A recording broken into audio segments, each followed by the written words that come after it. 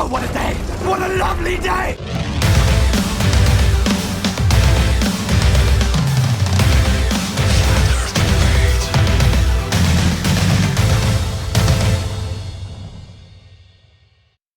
Welcome to Flat Earth Debate. I'm your host, Nathan Oakley, and if you are new to this channel, or you have not done so already, be sure to subscribe and hit the bell notification icon to keep up to date with the Flat Earth Debate. If you'd like to support this channel, there is a super chat that runs alongside each of these shows while they're live, and there's also a PayPal link in the info box below the video. If, most importantly, you'd like to join the discussion, mute the page you are currently watching, then click the link in the info box below this video to join the panel and express your views on the shape of the Earth. If you do join, please don't swear. If you do, you'll be ejected, and if you are, please don't try to rejoin the stream using sock accounts. You'll be warmly welcome back on the next stream. Please also share the show. Sharing the show obviously increases the live audience, but this in turn increases the chances of a more diverse panel. So please share the show. And one last time, if you are new to this channel or you've not done so already, be sure to subscribe and hit the bell notification icon to keep up to date with the Flat Earth Debate. Now we are joined by Stopping Traffic in My Rasta Hat. How you doing? Good morning. Jose, how you doing? Good morning, excellent, thank you. And Arwin, who's got an interesting picture to share with us. How you doing, Arwin? I'm alright, thanks for asking. That's good to know. That's an interesting picture you've got up there, Arwin. Is that a British police officer wearing an LGBTQ raspberry? I don't know what to call that. Well, thanks for showing that us, Arwin. That's alright, always a pleasure. I always like to share this stuff with you. Yeah, I know. So, any signs of curvature, gentlemen? Good Lord. Look at No that. sign of curvature, besides the outfit in the picture of Arwin showed. No, always Earth-based curvature. Not obstruction, curvature. Of the Earth-based variety. Any signs of that? That photo can't be used as an example of Earth-based curvature that displayed in the video yesterday because that was not a display of anything Earth-based at all. Nothing. Okie dokie then. Any signs of axial rotation? Again, of the Earth-based variety, specifically Earth-based axial rotation. Any signs of that? No, the bowlers say the seasons is what dictates that is in an axial rotation. Any evidence of it though? Yeah, no. It's seasons is a just so story to what do you say, correlation and causation. That whatever saying that Brenda say, that's what they use as for seasons and axial rotation. Correlation is causation. Causation. Yeah, just for the benefit of those who are in the audience Jinx. and not the brightest or sharpest tools in the box, correlation does not equal causation. Just to get that clear. So that'll be a no then, no signs of axial rotation. Any scientific evidence of gravity? Hi, Travis. No. Nope, no signs. No gravity, no. Fair enough. What about any evidence of a gas pressure without a container? Nope. Any I hear evidence? both sides. They say is contained, is not contained, is open, is closed. There's no pressure out there. There's just a very few particles of pressure out there, so they cannot even make their story straight. Oh, well, it just changes to suit the circumstances. I've literally heard a globehead say those words. It depends on the circumstances. I heard that. That's unbelievable. It's unbelievable. So how was that movie debut, Travis?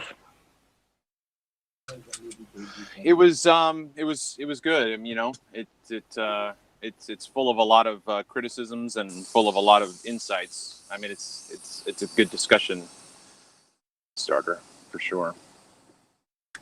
So, I mean, there's stuff I could say about it. There's stuff that I could say about it. It was obviously slanted, and they got their point across. I think their point was more negative than it was positive, but that's what it is. Any evidence for the distance to the sun? Nope. There Anybody? is In no an distance to the in an Arwin voice, there you go. There is no distance to the sun. There is no distance to the sun. Excellent. What about a self-perpetuating molten iron core at the centre of a presupposed spherical Earth? Any signs of that? Nope. Nope. No. Well, last but not least, any evidence of the presupposition itself, the R value, Earth radius, gentlemen. Any signs of that? No. No. Definitely not. Only perpetuated by the periodic fantasist panel joiner. Fair enough. I think I'll lead us all in the blessing, following the housekeeping. Radius Dominus, Gravitas, Spiritus Sanctus, Arwin. Go in peace, in R you trust, Globheads. Arwen. Arwin. Again, just for clarity, we are not religious. What we are doing is taking the mickey out of globehead religitard zealots who assert that we have a It's called radius value Arwinianity. and assert we have Hey, come gravity. Exactly. All hail R, says Scotty Storm. Indeed, all hail R. If you are a globehead, we are just joking. So Travis, have any new fascinating REM stories? Fascinating. What? REM related stories? I don't know. Something was referenced about you had some sort of REM evidence or something. I don't know exactly what the topicality was, but I just think that we needed to touch on it again. Edge velocity, I think it was. Something to do with edging or edge velocity. Ah, thank you, Nathan. Absolutely. So, REM speed, things like that. REM. Travis? Are you being double entendre? I'm not really sure what we're doing here. Yeah, we're talking about. I'm not being double entendre. I will leave that to the context of yesterday's discussion. Absolutely, we were talking about the edge velocity of Earth, and Adam Meakin, we're going to give him a plug because tomorrow on Iron Realm Media, he's going to be going through the mathematics of this. This being the force that you, according to Adam, should most certainly feel were we rotating on a sphere-shaped Earth. So check out Iron Realm Media. Adam's going to go through the mathematics on that show. He went through it with us. You were there actually, weren't you, Rasta, yesterday when he went through those with us? Yeah, those were good figures and values that were and what have you that I went over with Arwen after we were all done, and so he was definitely and is, I'm sure, still greatly looking forward to seeing that layout, how we got it all done and whatnot. Yeah, I think the words you Yeah, used yesterday. I'll be interested in that because I'm in a Twitter discussion from my dogma debate appearance, and that's precisely what we're talking about right now. So it's all about scale. The larger the scale, the less you're going to feel the rim velocity. Well, mass also comes into it. Rim speed obviously comes into it. And there's quite a few factors that he takes into account when he starts looking at it. But yeah, like I say, check it out. As in the words of Rasta Hat after the presentation from Adam, some good shit. So is that going to be tomorrow's Friday show? Yeah, I think they call it the Friday Fringe Cast or something like that. But yeah, Iron Realm Media. Yeah. Check them out. Okay. I think they've also that'll be got Nathan Thompson on. Oh, okay. Good. Well, I know they've got Nathan Thompson on. They put an advert up saying they've got Nathan Thompson on. So I can say that with confidence. Are you there, Arwin? We've not heard a single word from you this whole time. Sorry, what? Sorry, what now? Who? Yeah, I was just getting some tea, sorry. No worries. You all What was the settled in now? question? Got your back chat up and settled nicely. What was the question? Well, we had your we were just picture of- wondering why you were so quiet. Well, no, we had your Yeah, LGBT just- police officer up as well at the beginning of the show, and Oh yeah. you weren't there to give comments, but you had your screen shared, so it didn't matter. Oh, you did show it? I did. I asked for comment. Got British none. fried. Arwin thinks we're. Of course, Arwin was very talkative 5 minutes before the show starts, and then once the show starts, he said, "Let me run away and miss all the housekeeping questions." And the first first 5 minutes of the show. Yeah, typical. I know I do housekeeping every day, so the answers are gonna be pretty much the same.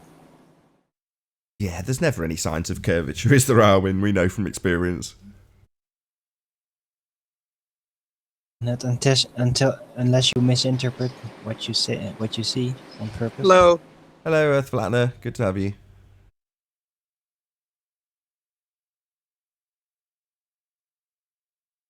So yeah, Rust Ahead and myself, we answer using your voice.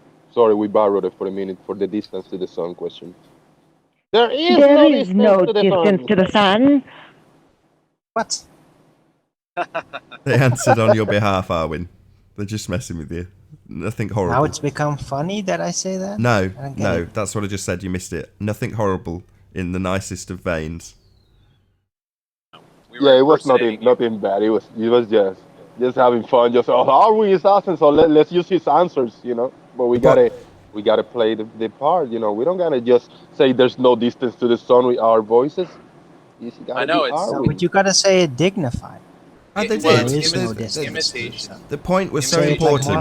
Morpheus. Not only was Say the it like point. Morpheus. Not only was the point so important that it had to be reiterated by two people in your absence, but they had to give you credit by mimicking you. So that's the biggest compliment they can give you, Arwin. Take my word for it. Right, imitation is a The highest form of flattery, high indeed. form. Yes, exactly. That's what I said.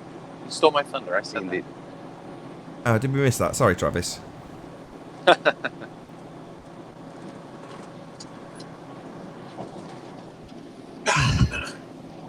They missed all the housekeeping questions, though, Arwin, which is always a shame.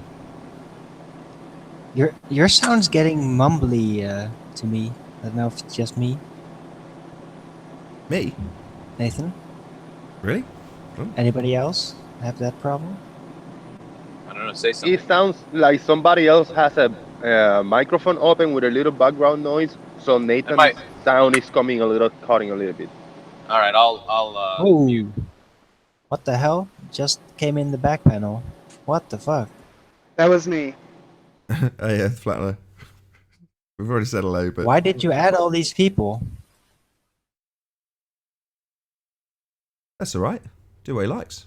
Well, it's fair enough to ask, I suppose. I'll shut up.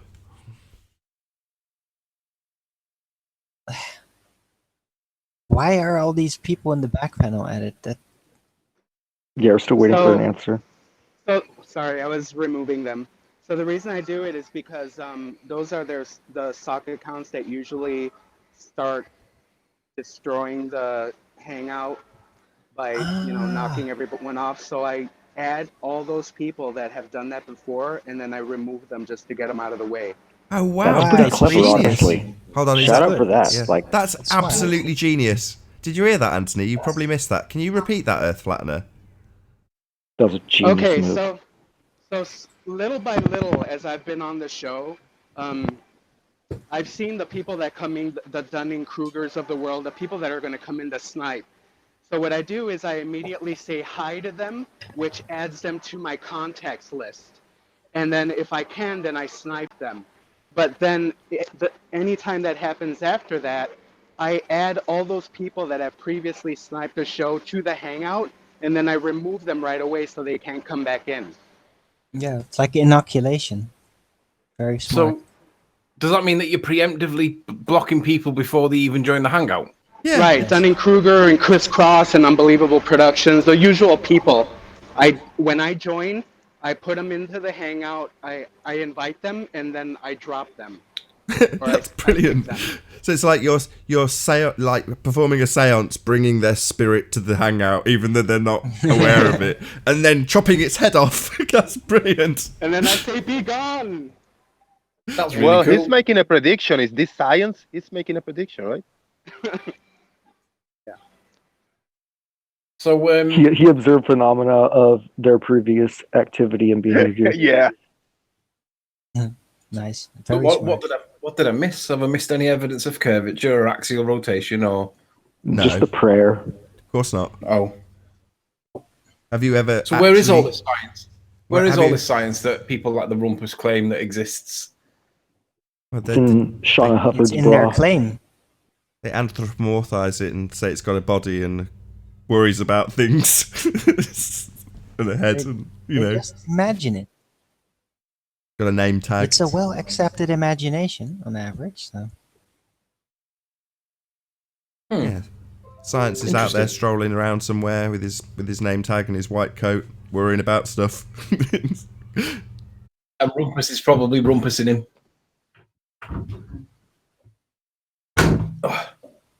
So, okay. So, did you watch Patricia's show last night? I did. Yeah. Unbelievable, I only right? saw it. The most shocking part for me was that they came to they're asking for people to give nominations for certain categories, one of which was best chat room, and it preemptively wrote, "Oh, there's no way I'm going to get nominated for this one." And surprisingly, a few people in the chat actually nominated this chat room for being to be at least nominated for the award of best chat room. I was like, I was like, now I was lost for words. I was like, no way, no possible way that anyone's going to nominate a totally unmoderated, troll-ridden chat room for being the best one. You can't be, no way. But people did. I was shocked. Well, Well- you are the biggest free speech proponent when it comes to chat rooms on average in the entire movement, I think. So, What did pop out in the you put show in a for lot you, of Anthony? effort. Flat Earth Debate is the best show on YouTube, hands down. I Oh, wouldn't miss thank it. you. I'll take it. No problem. Thank you very much. Shout out to the rig. Go ahead, Riley. What did come out on the show for you on the Flat Earth hot potatoes? What came out on the show for me? Yeah, what did jump out? Like call your attention in the whole show? Well, I wanted to know how. I was going to ask, does anybody know how the nominations get nominated? Did it happen on the show, or was it some other way, or what? I mean, the how show. did it go about? Yeah, on the show. So they told all of the categories at the beginning of the show. Mark and Patricia just rattled their way through them, and then one at a time, they said, right, this is the category. Who can you think of to nominate, to be, voted on, basically? So it was like nominations, and it was just public choice. So presumably they have veto on everything. It's theirs, but, they wanted the opinion of the public in the chat room, so that's what everyone did. So it would be like, who's had the best introduction to Flat Earth video? And I was like, Jaren. And then people would write Dearth or whatever. And then in some instances, it was literally specific to, they must have only been developed in this last year. So there was a few categories that people like Jaren and Dearth would have been excluded from. But, it's just who do you think's done the best job of that particular category? I want to self-nominate my own channel intro. I don't know whether it was a nominated thing, but I'm sure your best channel intro's got to be in there. Yes. Obviously, being a Knight Rider fan, my channel intro is like a payment of homage to Knight Rider. But if you actually watch the Knight Rider start and then you compare it to my channel, it's like my version of it in that I've copied it, not just with the music or the way it's done, but I've actually copied the way that the camera pans and stuff like that. So attention to detail is there on my channel intro. So I'm going to self-nominate my own channel intro because I think it's the best. You did get Shout out nominated. to an actually. incredibly Very modest of underpowered you. Range Rover. Yeah. You got nominated for, as did Ranty, for best Flat Earth evidence, and I think there was a similar category which I don't know if you got nominated in both, but certainly Ranty did. The other one was just best Flat Earth photography. I know, but I'm getting nominated in. I'm Best getting mistaken as Ranty. No. I'm getting comments on my channel saying I love Ranty's work, me, and I'm like, this is not Ranty, this is me. Unless they were genuinely saying it's Ranty's work they love. Or they just think everything's I think- Ranty's. Yeah. I think the category was best photography or best evidence or best videos, best content. And then we nominated P1000 Coolpix, P900 Coolpix, Sandra, but they I'd say didn't add it to the list. They didn't add it to the list, so I was down because they say, "Oh, we cannot nominate a camera." We say it's a channel name. It's a P1000 Copic Sandra. They say, "Oh no, we can't put that. It's too confusing." I said, "Like, Yeah, damn it." it pissed Sandra off no end in the chat. She was like, right, bye, I'm off. Because Patricia was a bit Yeah, I know. confused. She was like, well, is it P1000 or P900 Cool Pics? Now, obviously, she's got a P900, so she knows the name of the camera. So that's immediately what familiarity came to her, and she's just confused about what was being talked about. And it got clarified. No, it's the channel. It's my channel. But she's saying it using the channel name. So it was just confusing, but it annoyed Sandra because obviously she puts a lot of work in. I'm sure she will get added to the list. Don't worry, Sandra. Hey, by the way, you guys, there's P900 cameras available at this point now through a few different sites and also through a couple of different people's YouTube channels, like advertised through, like, purchased through their channel for $270 in Wow. box, brand new Nikon P900, $270. what? That's amazing. That's an Yeah, incredible. I'll drop the link in just a bit, but yeah, no, it's 100%. $270. To be honest, the reason I didn't go for the P1000 was because I didn't think that the cost of it was beneficial given the benefits of it. I get that it's a bigger sensor and I get that it's got more zoom, but it's not that much more. For the That's what value I'm just talking about. The P900 at 270 is an asinine quality value right there. I mean, that's just unbelievable. Yeah, I would go for the P900 at that value than the P1000 at like £1,000 because it's just I don't think the P1000 is worth that money, to be honest. I mean, $270. I mean, you're talking about garage sale price. I mean, it's brand new in box. Hey, Event Yeah. Horizon, can you hear us? Can you give us a quick audio check? Hello, buddy. You all right? Got Can you hear me well? Your mic's all crackly, Yeah. even if the connection's knackered. But you're very crackly. That's just the crackling of his lightsaber. I'll put there are myself two on of mute. you. Hold on. There are two of you. Yeah, hopefully there'll be a few more people buying up P900s at a cheap price. Hey, Chocolate. If I can, I will. I'll get you just the got a info and get it into the P900 chat. There was 87 units available currently on the channel that I was looking at. 87 P900s, all for $270 each. Sounds a bit too good to be true. Worth investigation before spending the money, maybe. Yeah, it's like where are they getting them from? Because if there are some dubious We have wholesale production point- licenses. We have wholesale licenses, basically, so we're able to purchase at a wholesale price, but then have no obligation to sell at any specific retail price. So we can literally charge $1 above the wholesale price if we choose to do that as independent vendors. Oh, right. So are you somehow involved then? I have a wholesale license myself, and so I mean, I was looking up trying to purchase a P1000 perhaps at wholesale, figuring maybe I could get it for, $600 or something like that. And much faster, I ran across wholesale P900s. But the beauty was somebody had already done the purchase. And so therefore they were selling them at essentially virtually the same price, but no wholesale license required.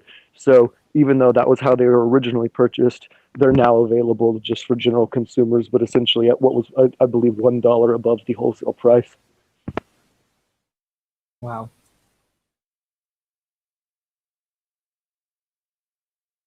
It's definitely worth looking into for me. The same guy has video cameras, flat screens, all sorts of stuff. Basically, like I said, I'll get the information dropped in a link, and by later in the day, you guys will have it all. And I think you'll be shocked because the video equipment that he has, in addition to standardized cameras, was just incredible. So as far as production equipment, Nathan, I mean, you're looking at $2,500 camera audio rigs and stuff for $900 and stuff like that. I mean, just really, really, really incredible deals. Cool.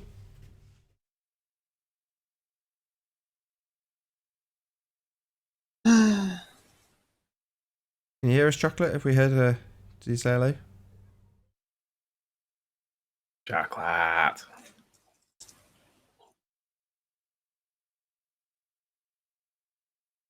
Yo, chocolate. He said hello when he first came in. I Oh, heard. okay. Fair enough. Come in and run away, a bit like Arwen. Travis, I wanted to catch up with you yesterday, and I never got a chance to speak to you properly. What was your experience with the harvest? Oh no, we did. We brushed on it. The harvest moon. Shout out to the rim. You guys hear me? Shout out retracted. We do hear you, Chocolate. Good to have you. All right. Yeah, I shot some more footage last night. It was pretty good. The cloud cover had a lot of interesting patterns on the moon and whatnot, but it was still orange. It was probably at like 98% full. It was just really enjoyable to just sit there and watch it and zoom in. And I'd be interested to see who else has found my cat and dog in the moon, because I just find that amazing that those images are there. Well, But I watched a really good video this morning from Richard Hall about the moon and some of the weird things that are on the moon, which I won't go too much into. I'll come back to it. But what I wanted to ask you was, were you satisfied by the heliocentric explanation for what you saw with regards to the harvest moon? no, not by any stretch of the imagination. Not at all. No. No, that's my perception of it too. It's like whatever's going on there, it's not what they're telling us it is.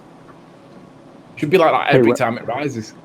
Hey Riley, that was a shout out to the rim, not RIM. Oh, I thought. Yeah, in relation to Travis, it was a shout out to the rim, linked to a shout out to Travis from yesterday. What? Right. I have no idea how I'm getting associated with this rim thing. This is. It's just because you got a new girlfriend. Shout out to Make 4, shout out to David Reed, and shout out to Goddess Witch Bella, by the way. Shout out to Caroline. In association with the rim. Yeah, shout out to Ribbon Caroline. No, come Watch on. your voice. That's not subtle. Wow. That's no need. Yo, you guys crazy. That's a bit too far. I'd like to ask Nathan to edit that one. Yeah, that's... And nobody retracted it. He just leaped off flat Earth right there. He found the edge and leaped right there. And nobody retracted it though, right? Comment. You were on Sorry, phone right. too Hang fast. on, hold on. Comment Sorry, I'm going to retracted. bring us back on topic. So, Make4 from the chat says, Nathan Oakley, why is the moon small in Australia then? It didn't get big for me. I'm paraphrasing. Why is the moon small in Australia? I don't think it is it? Well, according to Make4, he's in Australia. He's saying specifically, why is the moon small in Australia then? It's not big for me. Well, on the heliocentric model, it would have to be, wouldn't it? Shouldn't it be the same? No, well, no, because of the angle that they say that we. No, tilted it would have to be big. It would have to be big, wouldn't it? Well, no. If Big it's is based on relative. the angle, it's your proximity to it. Although, no, that wouldn't make a blind bit of difference, would it? You tell me. I don't know. I've not thought this through heliocentrically. Well, they say it's There the is no tilt. size to the moon. The lunar tilt of the ecliptic path of the moon causes half of it, and the other half of it is the tilt of the Earth. So he's got the tilt against him, but the 5% still there. So you still should really get it big because of pollution in the atmosphere and all the nonsense that we get told. And again, would the tilt of the Earth make much of a difference? 33%, I suppose it would, wouldn't it? I don't know. It's Well, just thought about smaller. this. Don't think about it. Stony Monkey solved Alright. it from the chat. It's all right. Shout out to Masonic33. So I It's think all a hologram. Stony Anyway. Monkey 3D, Shout shout out out to to you. He solved it from the chat. He says Australia is fake. So he's debunked the medium that Make4 is in. Nah, you know what? Oceans are fake. Shout out to Remember? wisdom being proof of evolution. Shout out to Wisdom Teeth. According to that globe picture, Shout out retracted for balloon wisdom. footage, the oceans are fake. Well, I mean, ultimately, wouldn't we have to have someone give us some observations for that? Because we're just listening to this guy say that it's small for him.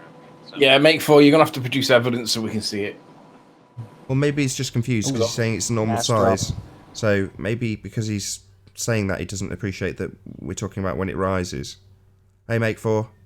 Perfect timing. Hey. Shout out to Dan Winfield, by the way. Dan W. Yeah, it's nothing huge. It's not like a blood moon for me or anything. Oh, did we just get sniped or something? No, What's no. happened? Telephones are acting up today. It's all good. You carry on, Make 4. Yeah, like it's just normal size for me. It's nothing special.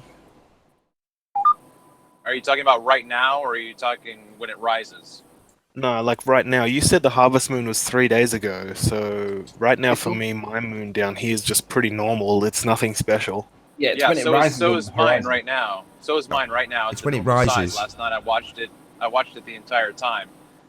Last night it was still displaying the same harvest moon quality. It was large. It was orange, and so the entire time it was rising until it was probably at about 35 to 40 degrees. It started to then display its normal presentation. So once it's up in the sky, your comment doesn't necessarily find any weight in the discussion. We're talking about when it rises immediately at the horizon. My bad, because I didn't really know what the hell a harvest moon was anyway. I had to look it up. I know what a blood moon is, but it's a Neil Young album. Cool. Shout out to P Mars in chat. Shout out Retracted. Retracted. Shout out Retracted. Yeah, shout out to P Mars. Shout out Retracted. Shadow Retracted. God damn. Right, so Richard Hall. I don't know if anybody's seen any of his videos. Nathan recommended him to me recently, and he's quite an amateur kind of guy in terms of the quality of his videos, but the content of the video that he produces is really cool because he actually presents evidence. You know, like when people say we live on a sphere and we say, can we see some evidence? And then they say things like, well, it's the whole body of science, Nathan. Well, this guy actually presents evidence to support things he says. So just from that alone, he sets the standard for what we should all expect from ballers. And for that reason in itself, he's worth watching. But he's just released a 3-part series today. And it's to do with whether or not Mars has got civilizations past evidence on there, or whether it's evidence of geology. So it's to do with, is it archaeology that we're seeing, or is it geology that we're seeing? Because if it's geology, it looks a little bit human-made. And specifically, he talks about the face on Mars. Now, I personally don't accept any of this. I think that if most of the imagery is coming from the authorities that be it NASA or otherwise, it's not the most credible of sources. I tend to think that these pictures that he's presenting are probably from Earth being passed off as Mars, and we can't tell whether they're genuine or not. And I don't think we ever would be able to tell. And for that reason, I don't consider them to be credible either way. But it's worth watching his 3-part series because the evidence he does present is really good. Because if you were to suspend your skepticism and accept that these pictures may actually be of some rocky planet many millions of miles away, then he presents some really interesting arguments and perceptions and explanations for what we're looking at. But if you're not aware of the claim that there's a human face on Mars that's been man-made, deliberately huge so that it can be seen from other planets, look into Richard Hall's work, because whether you accept it or don't accept it, it's interesting to see how he presents the arguments and how he shows the evidences. And this is really the standard we expect from ballers. But he also gives a story to it that is interesting, whether you accept it or not. It's not really the point. It's just an interesting perspective on things that are considered to be evidences from space, as it were. It'd be very difficult to deal with that after having had to jam my head so far up my ass. It's worth watching because the pictures are really interesting. But I mean, I don't accept any of it, but I realize that we're quite a minority because, like, to auto reject pretty much everything from NASA is like the word that makes us quite niche because most people do accept that some of it's fake, but not necessarily all of it. I don't tend to accept any of it because, you know, how many times do you trust them before you? As if you would.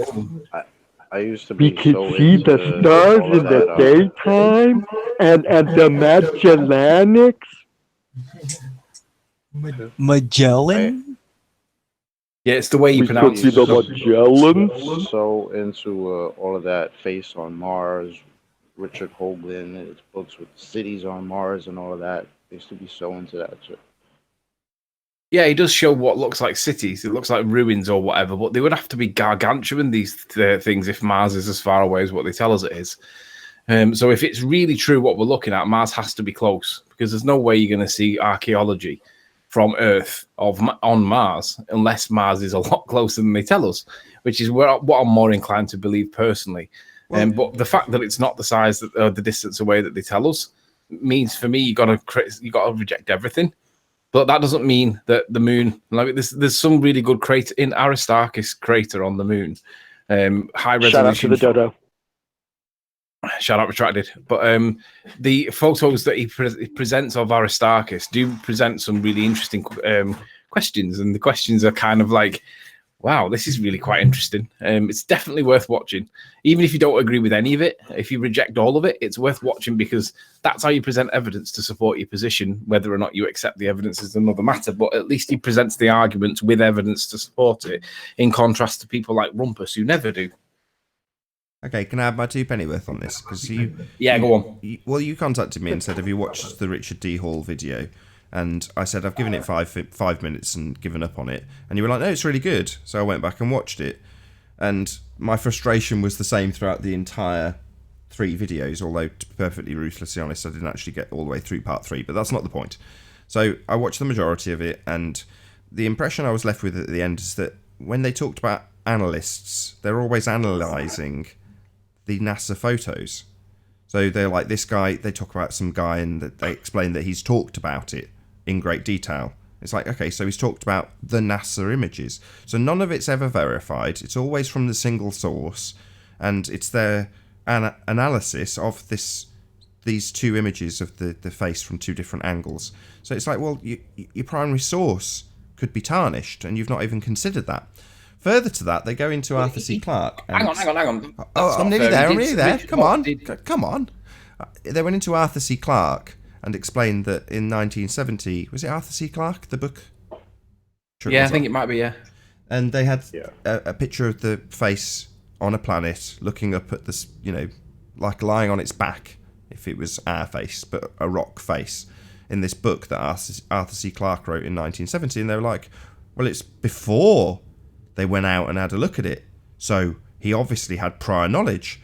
I'm like, you're having a laugh. Why would you extract that? Yeah, why would you extract that? It's like, in the same way as, he's written various things that have ended up being part of our reality, but why would you assume that means that it is actually reality and that he had prior knowledge to it? It's like, no, it's just all fiction. All of it, including the photos you're analysing. But that was my frustration with it. I'm sorry, Anthony, you go ahead. I mean, the same guy. Are we talking about the same guy that wrote about satellites, and then like a few years later, we had satellites in space supposedly? Not sure if it's the same guy. Might be. No, it is. I agree completely with what you said, Nathan. There's no way to verify or validate the evidence that was being discussed. I agree completely.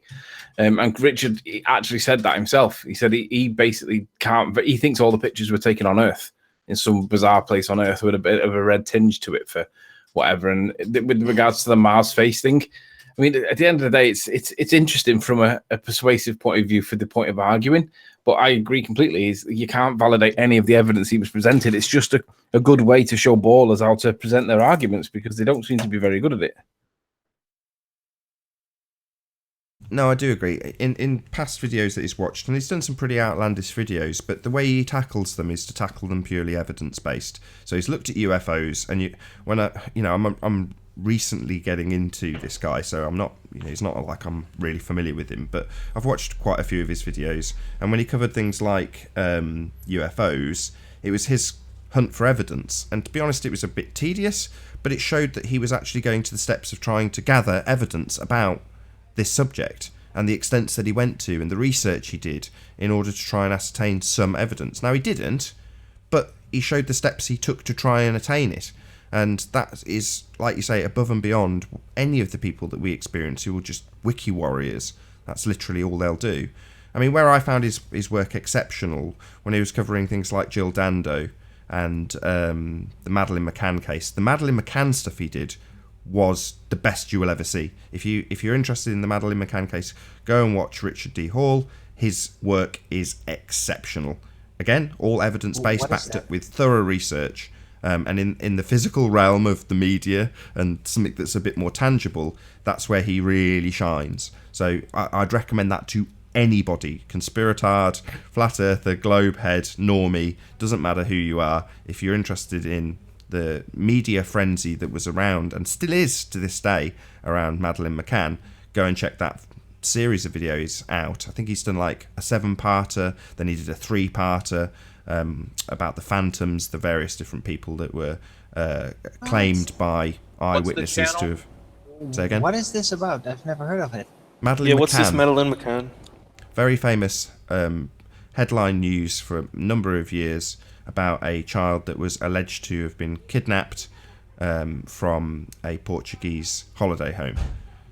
So there you go, those are the broad strokes of the story. But anyway, the point is, people who are familiar with that story, check out Richard D. Hall and just watch that series. But purely based on that, you'll probably watch his NASA stuff because you get a gist of how thorough he is. And in the respect to, if, like Anthony says, you just accept that he has just accepted that the primary source information he's got is in no way validated, he's still done very good research on it. I'm not going to disagree with you on that, Anthony. The fact that it's all bollocks to begin with is the bit that I take umbrage with. You know what I mean? It's like, well, all you're doing is studying this fraudulent... And he's exposed them. You know, he covered the... he asked for and paid for a analyst who was an expert in going through the way people speak and getting cues about what they're really saying. I can't remember. It's on the tip of my tongue. Was this expert Sean Hufford? No. Proper paid expert that's a professional and trained and works with various different police force agencies and various other things and charges a lot of money for doing so. So for several $100s, he basically presented the transcript of Neil Armstrong with the Sky at Night interview that he did. So he's going through it and not just analysing the interviewee, but also the interviewer, which is what he tends to do. He's analysing the whole conversation basically, and he will be very critical of the people doing the interview quite a lot of the time. But like I say, he was in a way exposing the fact that Neil Armstrong is lying through his back teeth. There's no two ways about it. Now, obviously, we already know this. Everybody on this panel, I would assume, knows that we've not been to the moon. They've lied through their back teeth about it. The whole thing's done on a set. But to this analyst, he was shocked. You know, he's obviously analysing it and trying to, as much as possible, remain completely impartial. And based on the analysis he did, I would say he was impartial. But at the end, he gets back in touch with Richard D. Hall and he's like, on a personal note, I'm shocked. I can't quite believe, what I'm analysing. I'm analysing the first man who's said to have stepped foot on the moon, and he's lying through his back teeth. You know, again, he left a few weasel words in there in terms of his conclusions after the analysis because he's got to cover his own back. But ultimately speaking, it was pretty clear that one of the options was the guy's lying through his back teeth. And even then, he didn't kind of sugarcoat it by saying he might not be. He was saying that the reasons he might be lying are, in other words, to him, he was in no doubt that the guy's lying, Neil Armstrong, that is, through his back teeth in every answer. He has to distance himself from all of the answers and put it into general terms about how people might see something when you're travelling to the moon or the stars or whatever he's talking about in answering Patrick's questions. So it's one of those, you've got to go, right, that's shocking, but for us, we already know. But for Richard, to get to the point, he's looking at more NASA stuff, and it's like, well, haven't you already discredited the source? Wouldn't you be more critical of the source based on the fact that you know, as an agency and their employees, they're more than happy to lie through their back teeth? So why would you just analyse their pictures as though they are automatically credible? So that kind of frustrated me.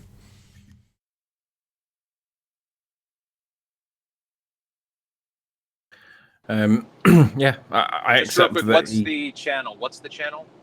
It's Richard Hall, just Richard Hall. The guy's name is Richard D. Hall, which I will put in the title of this video, as we've dedicated quite a lot of time to him now. Because he's got no comments, and every single video I watch, I want to comment on it and go, hello, this, that, and the other. Not to troll him, just to pass on certain information. For a start, on this most recent video, I'd be like, space can't be real. You can't have gas pressure without a container. Just leave it at that. And if it doesn't resonate with him, it doesn't resonate with him. Some people you can't communicate that message too. But, literally we're in a position here where we're laughing in the faces of dedicated ballers by asking one question, how do you have gas pressure without a container? You've apparently got a vacuum of space, right?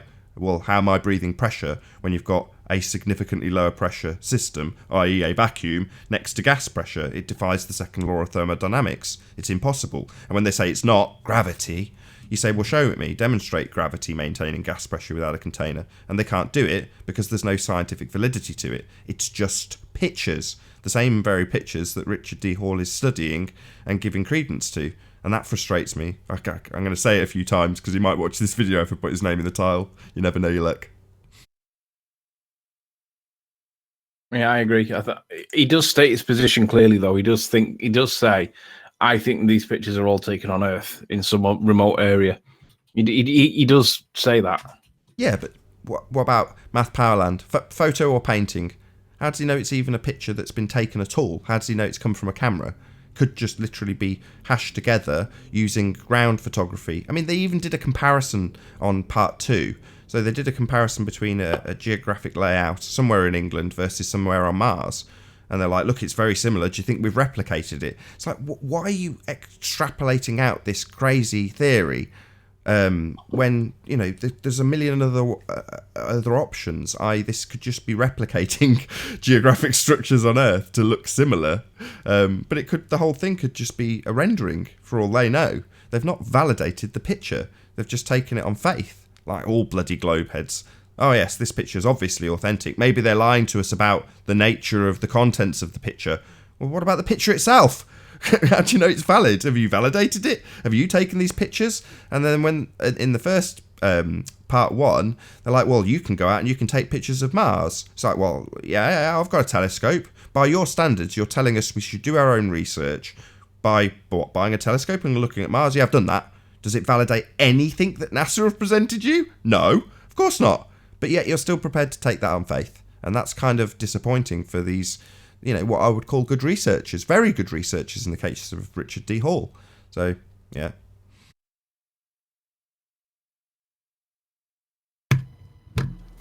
As Arwin would say. I'm going to watch that for sure. Sorry, is this the same D Hall that was on Ed Media TV about 10 years ago? Yes. The UFO hunter. It was, yeah? Yes, I think so. Yeah, I know his work. But he's had a whole TV series. This isn't a newbie YouTuber. He's had a TV series. So that medium is now defunct. I think he was on a cable channel. I forget which. But ultimately speaking, he's moved from television to YouTube. No comments on though. Yeah, that was Edge Media TV. That was like on Sky about 10 years ago until it got taken off the air. I think I remember. People like David Icke used to appear on there from time to time. Yeah, sounds about right. Good old David Icke. I think he's now published those TV shows on his YouTube channel. So he's got various different links in the show today. It was like they referenced one of those TV shows, and it was like show number 254 in the Astons at the top. So yeah, he's referencing back to those stuff. So I assume he's published them on YouTube.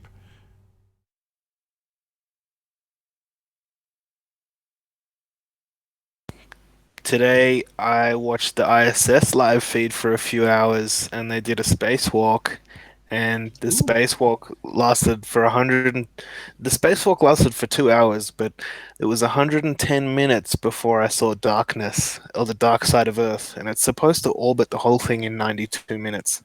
Cool, that's my story. Thanks, guys. So let's just get that straight. So you watched them do a spacewalk in the light for 2 hours, so 120 minutes of light while they did their spacewalk, even though it's supposed to go from light to dark in, what did you say, 90 minutes? Yeah. Interesting. Yeah, that's right. Yeah, it was light for 110 minutes, and they're supposed to do a whole orbit. You're supposed to see a sunrise by 92 minutes, so the timing's out. Weird. That is really weird. Well, And just sloppy. fake, not weird, fake. It's again, shall we analyse No, but whether sloppy. or not... It's sloppy. They should know better. Because there's two ways you can go when you hear this sort of information. You can say, well, was it that they didn't apply the boosters, or was it that they were in a different trajectory and they're lying to us about where they are around the sphere Earth? Or do you just say, yeah, this is all bollocks, none of this is real? Maybe they Like the slowed video down the yesterday. orbit of the ISS for some reason. You Because know, they're one cleaning thing up all the space trash, remember? that'd be pretty hard to do, man. One thing they'll never show is because they're technically still in some part of the atmosphere. Like they're still up around the hydrogen, helium gas region. Like it's in the ionosphere, so there's elements still going on up there. But like, one thing you'll never see is them boosting back up again, because they do say that they do that. They boost it up to keep their altitude or whatever, so they don't come crashing down to Earth. And I bet we never ever see something like that. You'll never see a video of their thrusters going off. Shouldn't be too hard to mimic that. I don't know, man. Yeah, And just add in some CGI boosters. Or Now like you up with said it, Jason we'll sort CGI it about fire them moon. and From the no engines on the ISS. That's interesting. How are you going to fire up boosters where there are no boosters? how they're gonna have to do it CGI. I mean, because they can't Yeah, do it in the exactly. pool. They'll be sitting in the pool. Like, how are we gonna show our thrusters? no, but they could just CGI thrusters on there, and technically those thrusters wouldn't need to be that big because they're already kind of in space. So just Yeah. basic propulsion vents would do. Sorry. Thrusters They in should space. show that Yeah. CGI while they are It's not doing going to work. a multiplexing, the multiplexing rendezvous at the same time. No, but All the bullshit they- just they still assume that thrusters work in space, or well, maybe you know what, in that high orbit thing where there's still gas around, it could work. Perhaps, I don't know, theoretically. Anyway, if they wanted to do something like that, an event like that, they could. Wouldn't be too hard. But by Wouldn't having this cause too much conversation, suspicion by from believers. having this conversation, you're buying into the medium they say it's in and the logistics of how it works, when the whole thing's a nonsense. You know, they're on wires, on a set, anything's possible. So if we criticise them and say, well, they'll never show a burn, it's like, well, do you think that's impossible to put a afterburner on a Star Wars flight back in 1970? Of course not.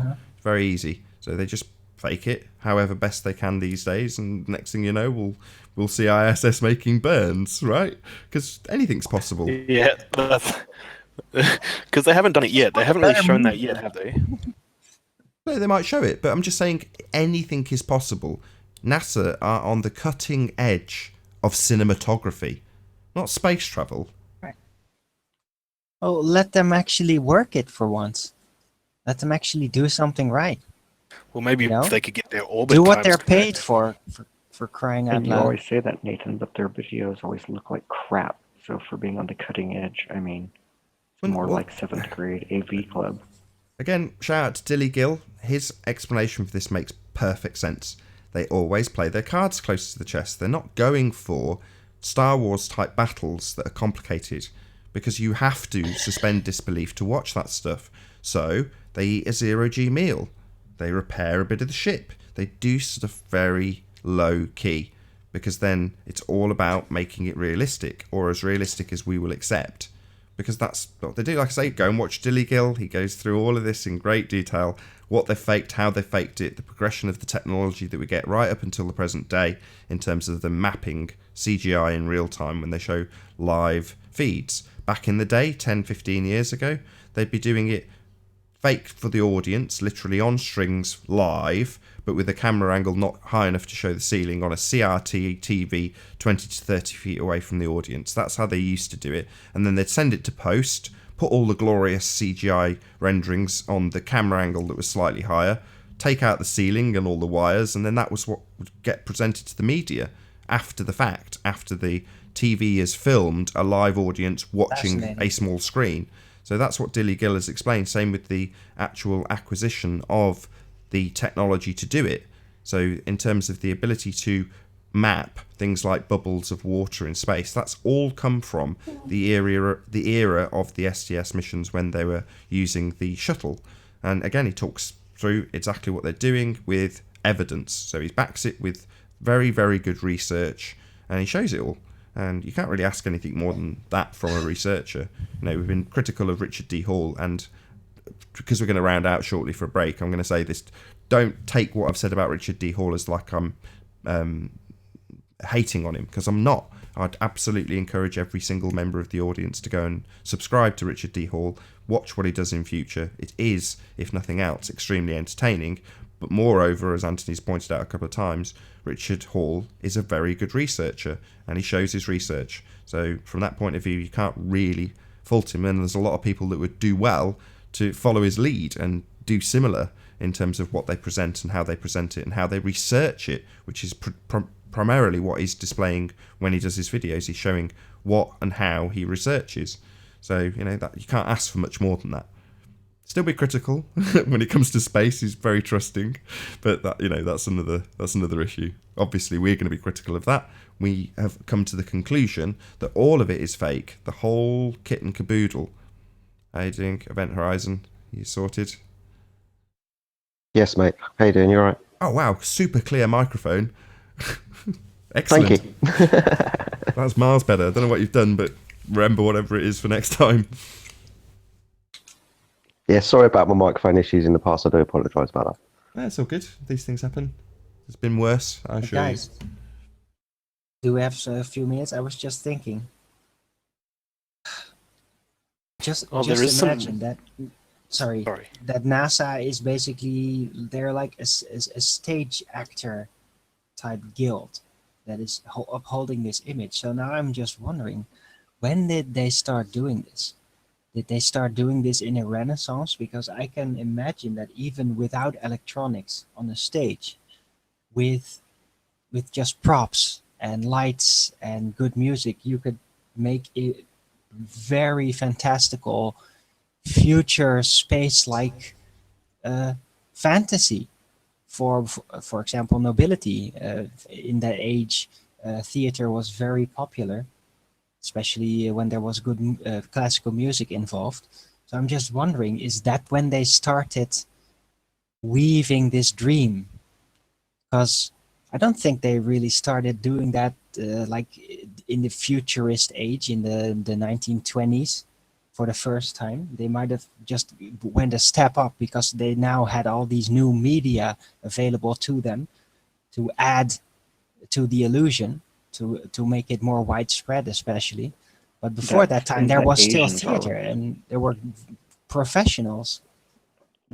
They definitely did that in Asian culture, Arwen, for sure. Yes, they definitely did that in Asian culture, like ancient Chinese culture and stuff. They definitely had space-related, like... I can imagine, yes. Especially with the story about the emperor going in a rocket to the moon. Yeah, exactly. That's something that theater could induce. That concept, that idea. Cool. With that, I'm going to say first and foremost, a huge, massive, enormous thank you to all of the live audience for tuning in and hopefully sharing this debate. And of course, a massive thank you to all of the debating panel for making this debate possible. If you hated this show, then you know exactly what to do. But if you liked it, maybe consider sharing it with a friend or subscribing if you've not done so already. I've been Nathan Oakley, and I'll see you all in the next video. Oh, what a day! What a lovely day!